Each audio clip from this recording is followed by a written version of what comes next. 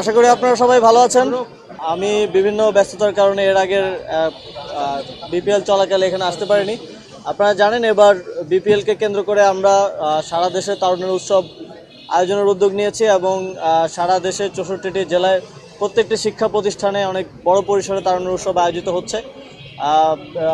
আমাদেরও পরিকল্পনা আছে বিভিন্ন স্কুল কলেজগুলোতে ঘুরে দেখার। ইতিমধ্যে আমরা ভিকারুনেসে গিয়েছিলাম, এর বাইরেও আরও কয়েকটা জায়গায় যাব এবং এবারের বিপিএলও আমরা কিছু নতুনত্ব আনার চেষ্টা করেছি, সেটা আপনারা দেখেছেন। এবং এর বাইরেও কিছু অনাকাঙ্ক্ষিত ঘটনা ঘটেছে, সেটা আপনারা অবগত আছেন এবং সেই ঘটনাগুলোর ব্যাপারে আমরা ইতিমধ্যেই আপনারা হয়তো দেখেছেন যে আমরা মন্ত্রণালয়ের পক্ষ থেকে এনএসসি থেকে একটা সত্যানুসন্ধান কমিটি করে দেওয়া হয়েছে এবং ফিক্সিংয়ের যেই অভিযোগটা এসেছে সেটার বিষয়েও বিসিবি একটা স্বাধীন স্বতন্ত্র কমিটি গঠন করবে সেটার ইনকোয়ারি করার জন্য। এবং সরকারের পক্ষ থেকে আপনারা জানেন আমাদের ইন্টেলিজেন্সের পক্ষ থেকে আমরা যতটা সহযোগিতা করা যায় বিসিবির ওই কমিটিকে আমরা করব এবং দ্রুত এই অনাকাঙ্ক্ষিত যে ঘটনাগুলো ঘটেছে সেগুলোকে আমরা অ্যাড্রেস করছি।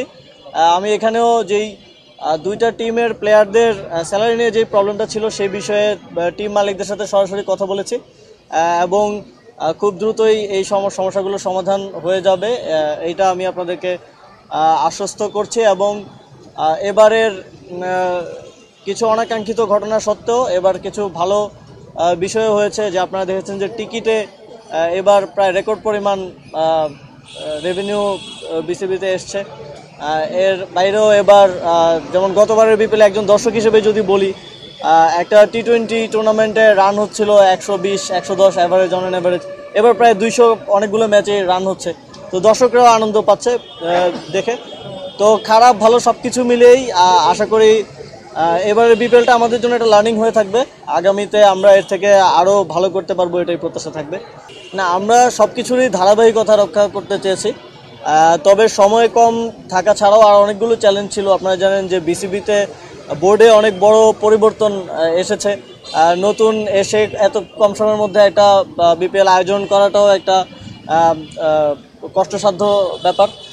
এবং এর বাইরেও আমার মনে হয় যে অনেক কিছুর ক্ষেত্রে সামঞ্জস্য সমন্বয় ঠিকমতো হয়নি এবং সেক্ষেত্রেও আমাদের একটা সত্যানুসন্ধান কমিটি করা হয়েছে এনএসসি থেকে। আমরা সেই বিষয়গুলো খতিয়ে দেখব যে কোথায় কোথায় এরর ছিল এবং will try to fix it. কারো যদি অবহেলা থাকে আমরা সেটাকেও অ্যাড্রেস করব।